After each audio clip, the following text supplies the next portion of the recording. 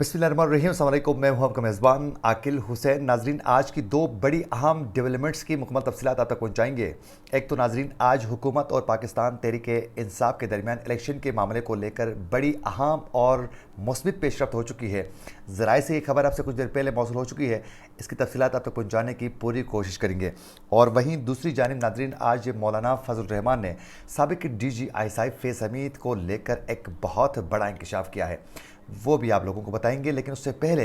अब से कुछ देर पहले एक अफसोसनाक खबर मौसूल हो चुकी है नाजरीन। वफाकी वज़ीर मजहबी उमूर मुफ्ती अब्दुल इस्लामाबाद में ट्रैफिक हादसे में खालिक हकीकी से जा मिले हैं।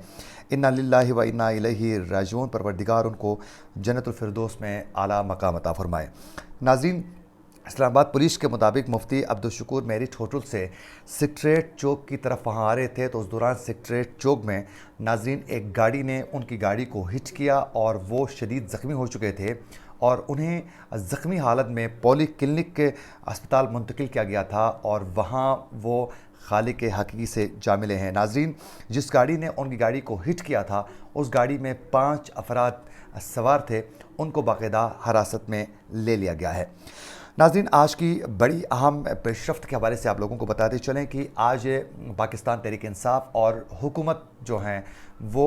इलेक्शन के मामले को लेकर मेज़ पर बैठकर तमाम मामलात को हल करने के हवाले से आज उन्होंने बाकायदा आमदगी का इजहार किया है। और नाज़रीन, ये क्रेडिट जाता है जमात इस्लामी के अमीर सिराजुल हक को। उन्होंने बाकायदा ये डायलॉग के प्रोसेस को आगे बढ़ाया था और आज ये मुस्बित पेशरफ्त जो है वो सामने आ चुकी है। नाज़रीन, ज़राए का ये कहना है कि आज वज़ीर-ए-आज़म शहबाज शरीफ के साथ सिराजुल हक ने आज मुलाकात की थी और उस मुलाकात में सिराजुल हक ने वज़ीर-ए-आज़म शहबाज शरीफ को बाकायदा मुल्क की जो सूरत हाल है सियासी बिलखुसूस, उस हवाले से उनको आगाह किया और उन्होंने कहा कि एक दिन इलेक्शन करवाने के एजेंडे पर सबको एक टेबल पर बैठकर बातचीत के ज़रिए मामलात को हल करना चाहिए। नाज़रीन, उस पर हुकूमती ज़राए के मुताबिक के इलेक्शन एक दिन कराने पर जमात इस्लामी से मज़ीद बातचीत के लिए तैयार हैं, ये कहा है बाकायदा वज़ीर-ए-आज़म शहबाज शरीफ ने। लेकिन वज़ीर-ए-आज़म शहबाज शरीफ ने कहा है कि उससे पहले जितने भी इत्तेहादी हमारी जमातें हैं उनके साथ भी मुझे बात करनी होगी और बातचीत करने के बाद पीपल्स पार्टी है उनके साथ भी बात करनी होगी। उसके बाद जो हैं इस डायलॉग के प्रोसेस को मज़ीद हम आगे बढ़ाएंगे और टेबल में बैठकर तमाम मामलात को हल करने की हम यकीन दहानी करवाते हैं। नाजरीन, उसके बाद जब वहाँ से ग्रीन सिग्नल मिलने के बाद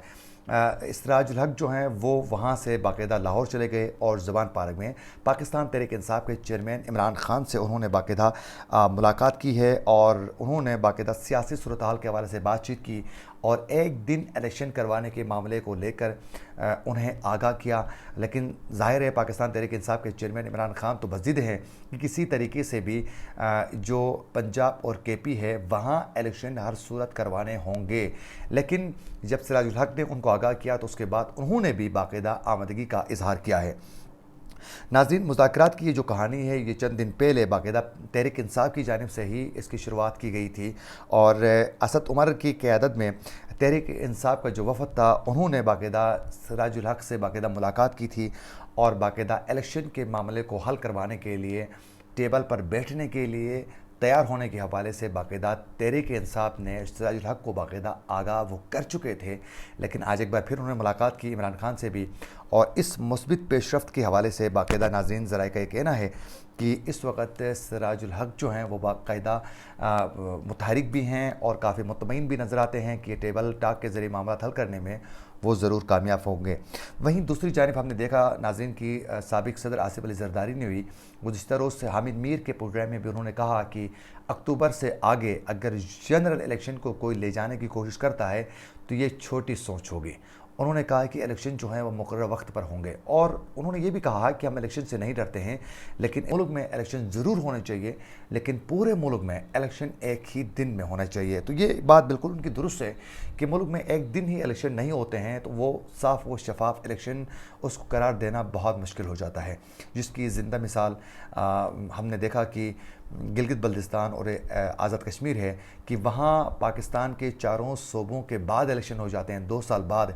तो वो वफाक जो हैं किसी न किसी शक्ल में گلگت بلتستان اور JK میں وہ اپنا اثر ضرور دکھاتا ہے، اور اسی وجہ سے ہم نے دیکھا ہے کہ گلگت بلتستان میں وہی پارٹی جیتتی ہے جو وفاق میں جس کی حکومت ہوتی ہے، یعنی تحریک انصاف کی حکومت یہاں بن گئی، گلگت بلتستان میں ان کی ہی حکومت بن گئی۔ اس سے پہلے مسلم لیگ نون کی حکومت تھی وفاق میں، تو گلگت بلتستان میں حکومت جو ہے مسلم لیگ نون کی تھی۔ اس سے پہلے اگر پیپلز پارٹی کی حکومت جو ہے وہ وفاق میں تھی، تو گلگت بلتستان میں بھی حکومت جو ہیں وہ پیپلز پارٹی کی ہی تھی۔ تو اس لیے الیکشن ایک ہی دن میں ہونے چاہیے، پورے ملک میں الیکشن ایک دن میں ہونے چاہیے، تو اس سے جو پارٹی برسر اقتدار ہوگی وہ بہتر طریقے سے فیصلے کرنے میں کامیاب ہوگی۔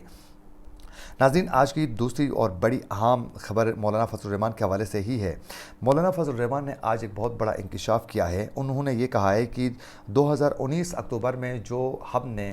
الیکشن کے معاملے کو لے کر ہم نے باقاعدہ جو اسلام آباد میں دھرنا دیا تھا، ان کا کہنا ہے کہ اس وقت باقاعدہ زبانی دعووں کے ساتھ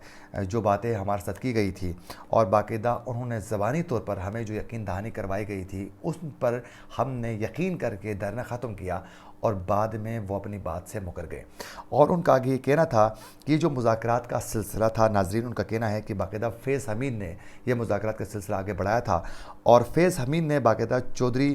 شجاعت حسین، پرویز الہی اور اکرم دورانی، طلحہ محمود کے ذریعے انہوں نے یہ بات چیت کے سلسلے کو آگے بڑھایا، اور باقاعدہ ان کا کہنا ہے کہ مذاکرات کرنے کے بعد یہ یقین دہانی انہوں نے کروائی تھی کہ ہم اکتوبر